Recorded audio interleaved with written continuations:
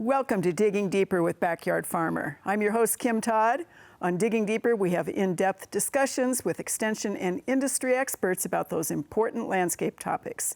Tonight, we're going to be hearing about fall turf establishment and weed control.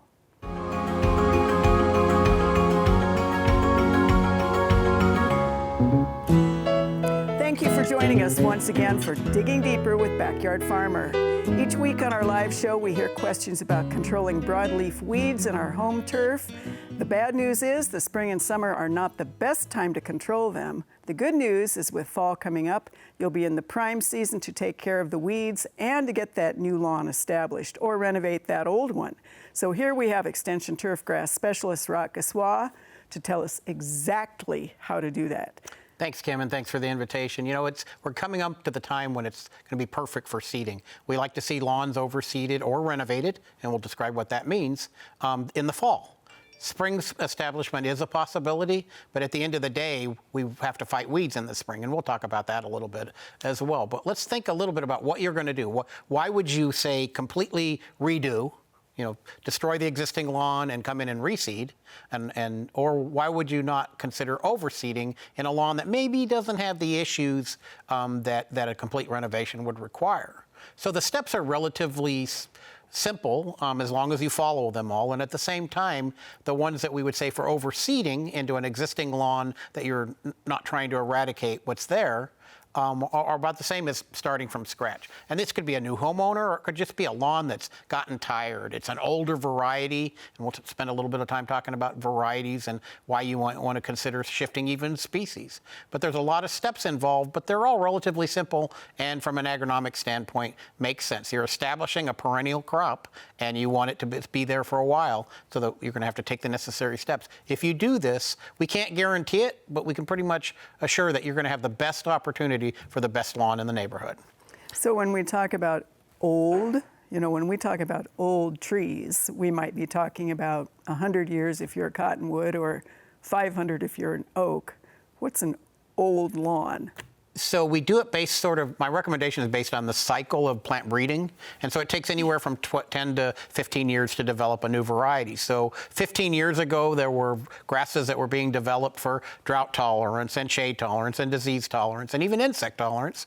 And, 15 years later, or 10 to 15, we're seeing the results of that. So it's not unrealistic to think that, yeah, maybe I should be thinking about a lawn being old anywhere from 15 to 25 years old, because we've done enough genetic improvement. The plant breeders have done a great job, and the companies have a great job, developing these new grasses to be more environmentally friendly, to use less water, to be more aggressive against weeds. All these things have been bred into them, and so choosing it to go a different route, from complete renovation to overseeding, gives you the opportunity to reap the benefits of that genetic manipulation. So it's a great time to be considering doing that. Excellent. All right, so let's talk about that process then. What do we do first? Okay, well, it's relatively simple. If you're going to reestablish if it's an older lawn, as we said.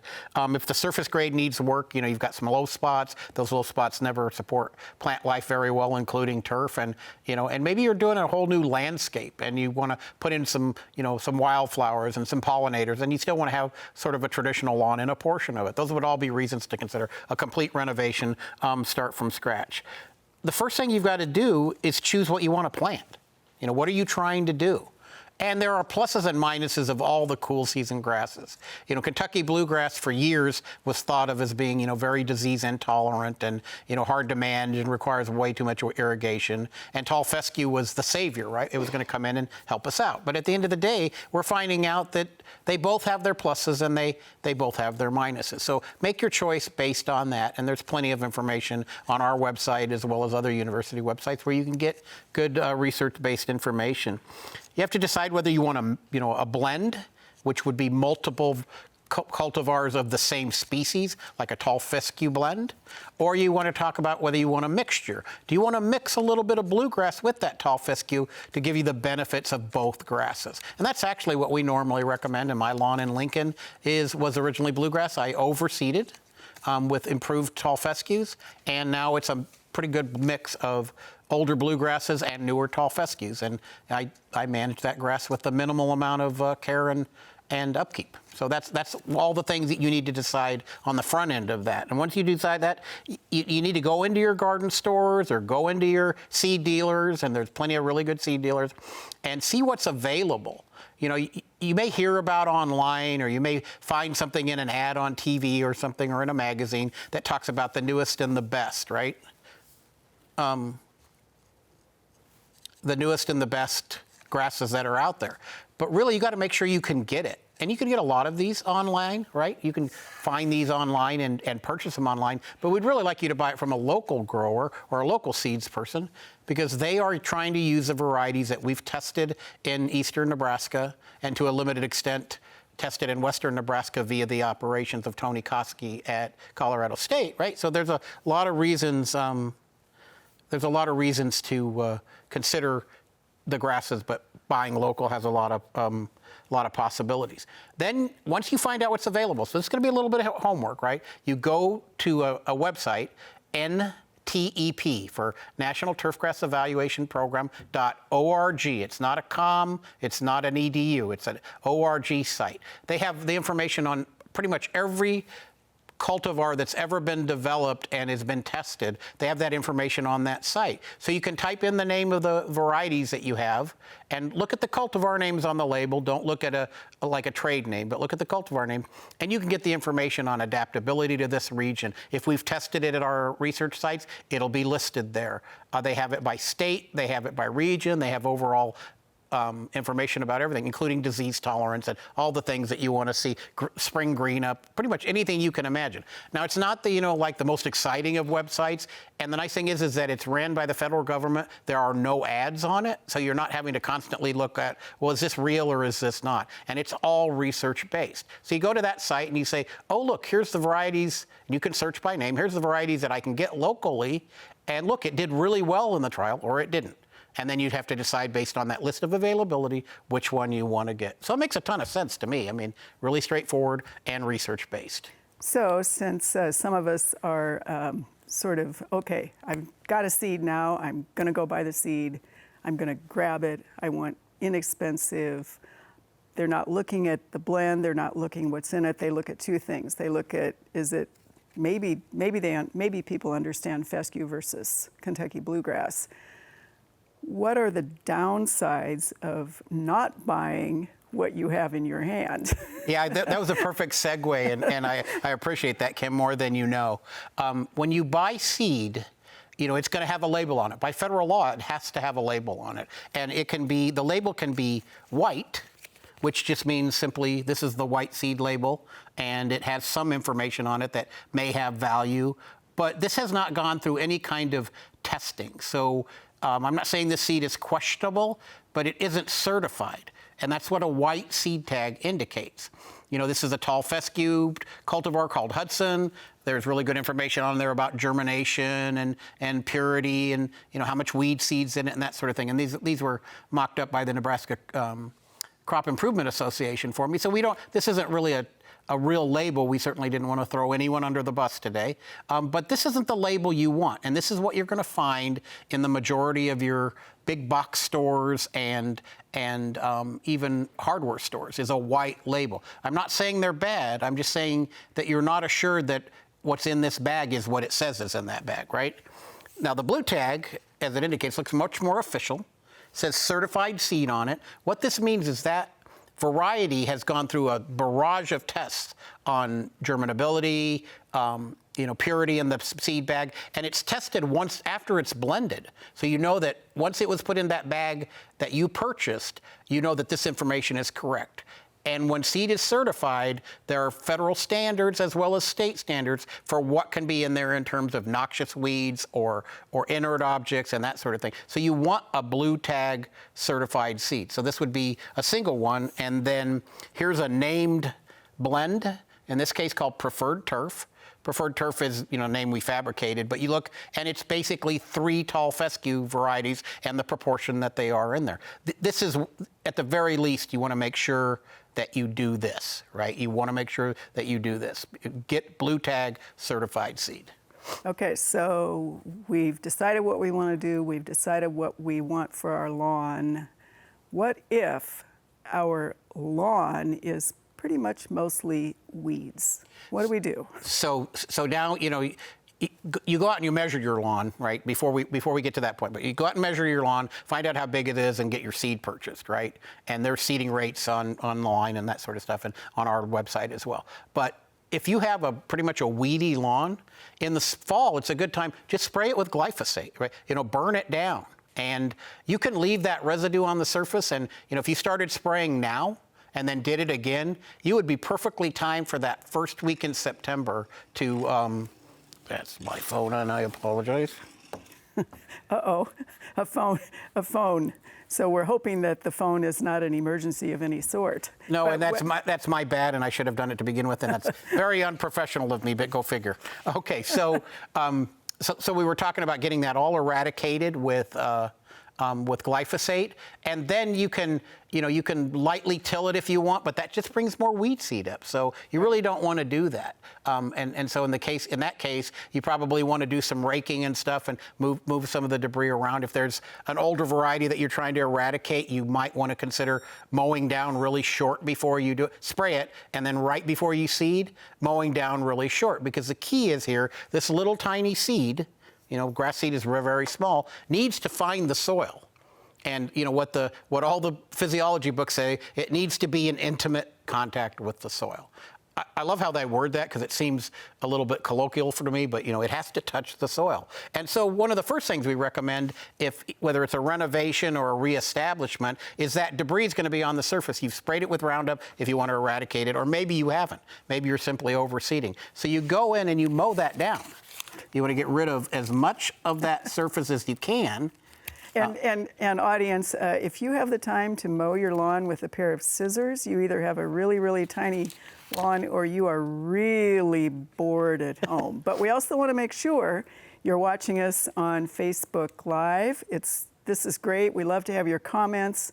We always air right after Backyard Farmers, so you can find us on the website, either our website or NET's. Give us your comments. Tell us the kinds of things you really want to hear about. All right, keep mowing. Okay, so you've mowed this down. You put the seed on the surface at the recommended seeding rate. That was not the recommended seeding rate. That's going to get spread around a little bit. And then we suggest, this sounds contrary to what some people think, is that you bring a vertical mower, which is a mower that has blades up and down, like this knife blade, and after you put the seed down, you run that vertical mower through there, and it's flipping around here a little bit, but you see that sort of works it into the surface. If you have all this debris on top, it won't make it, right? So that's one of the first things. You verticut it. It's a fast, high revolution per minute sort of thing, and it knocks the seed down. It doesn't harm the seed. The seed is very resilient, and now you're ready to maybe apply a little compost, a little starter fertilizer, and then you start the actual management of that. Watering. You got to water it probably 2 to 3 times a day until it germinates. After it germinates, you can back off of that after you start seeing it come up, and start mowing as soon as it's tall enough to mow, right? People delay mowing. That's not a great idea. Start mowing almost immediately. The faster you start mowing, the faster it starts to thicken up. And because it's a fall seeding in this example, you really don't have to worry about controlling weeds, because you controlled them with the glyphosate application, right? Mm-hmm. But if you do start seeing some weeds, you might consider a tenacity or a mesotrione application. So that's the chemical name versus the trade name. That can be used on young seedlings of both tall fescue and Kentucky bluegrass. You start backing off the water, and then you're ready to go into the winter and start your routine annual maintenance plan the following spring. Perfect. So, since that is perfect, and we're all going to end up with absolutely perfect lawns based on that, we're August 1st. What truly is the seeding window for either a complete new lawn or a pretty serious renovation or overseeding? Either way, these are cool season grasses, and they grow better when the soil temperatures drop. So, right now soil temps are relatively elevated, so you'd want to start, sometime, usually that Labor Day weekend seems to be the optimal time, and you've probably got until the end of September, so you've got a 30-day window in there. So if you get the glyphosate down now, and if the temperatures drop and the long-range projections are not for a warm fall, then certainly you could consider doing it as early as, in the next couple of weeks, around the middle of August, if your weed problems weren't that severe and don't need a second glyphosate application. But certainly that first week in September, even into the second week, is optimal, and you can go till the end of September given our typical weather conditions, right? Excellent. So one of the issues associated with overseeding for a lot of people, and one of the things that we get a lot of questions on in backyard, people will have clumps of the K31s or the old broadleaf fescues coming in, but they've listened and they do want to begin blending either fescue into their old Kentucky blue or vice versa. Does that work? And how does that work so you don't have a lawn that looks like, little muffets? Right, and so, in that case, when you've got an established lawn that you want to overseed, and we call it overseeding versus renovation, right? Consider doing exactly like we described, except when you seed, because you're not looking at, bare ground or anything like that. And it even works when you're doing a complete renovation. Run an aerator or a plugger over it, and we've done the research. 2 directions perpendicular to each other is better than 1, and 3 doesn't make a lick of difference, right? So two perpendicular directions with the aerator, so you get a lot of holes, roughly, and then what that does, it creates the perfect germination chamber for that seed. And then when you run it over with that verticutter, some of that gets knocked into the seed. It germinates along the side of that plug hole, and then it doesn't get mowed or pulled out by the mower like some of the surface seed might. So the sequence there is plug, overseed, put the seed down, and then do the vertical mowing. And you can rent vertical mowers and pluggers at most of your local rental places. You certainly want to put down a starter fertilizer, whether you're renovating or overseeding, and you want to irrigate just like you normally would, and you're going to have the same good results. Even if the lawn is old and you've got some disease problems, the newer varieties are going to take care of that for you. Excellent. Well, one of the questions people do also occasionally ask us is if they rent that equipment, or even if they have a lawn company coming in to do that, are they bringing in weed seeds or undesirable seeds on the equipment? That's a great question. And so if you have this, equipment that you're bringing in, insist that the rental agency is cleaning between it, and tell them, you don't want to see any residue on it, or else you'll take another one. And then take the time to put it out at the end of the street, not right next to your lawn, and power wash it with, with a high-powered hose or even a power washer to knock any dirt and anything else there. Because a lot of these aerators these pluggers are going through a sequence of people, right? And when you get it, that person could have had, heaven forbid, zoysia grass. And then you would turn around and plug zoysia grass in your lawn, which would be a capital offense in Roch's book, right? So make sure those plugs are clear. Ask the person to put new tines on it if you think the tines are too worn down. And those vertical mowers, the same thing. Make sure they've been cleaned. You don't want to take it, still with a warm engine on it from the last person that did it. And that's an excellent point. Make sure they're clean, and then once again, as a fail-safe, make sure you clean them yourself to make sure you're not bringing in anything, weed seeds or a variety you don't want. Well, and anybody who has ever attempted to aerate by themselves, let me give you a little hint. Hire somebody to do it.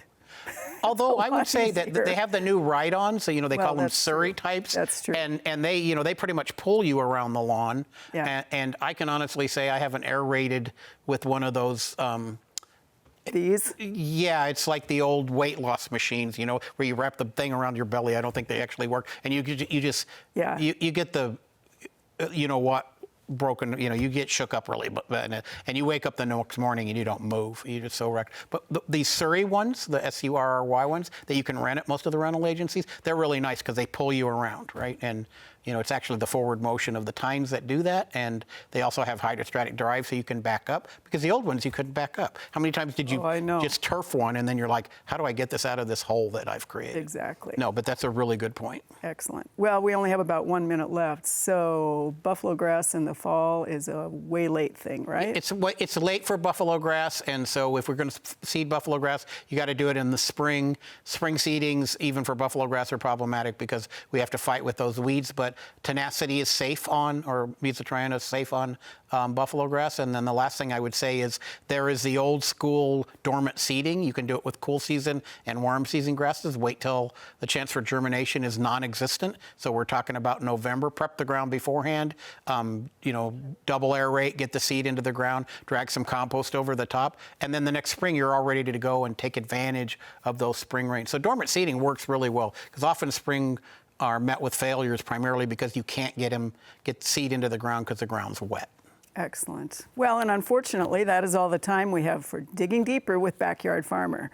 We want to say thanks to Roch for coming in and talking with us today. We will be back next week with another in-depth landscape discussion.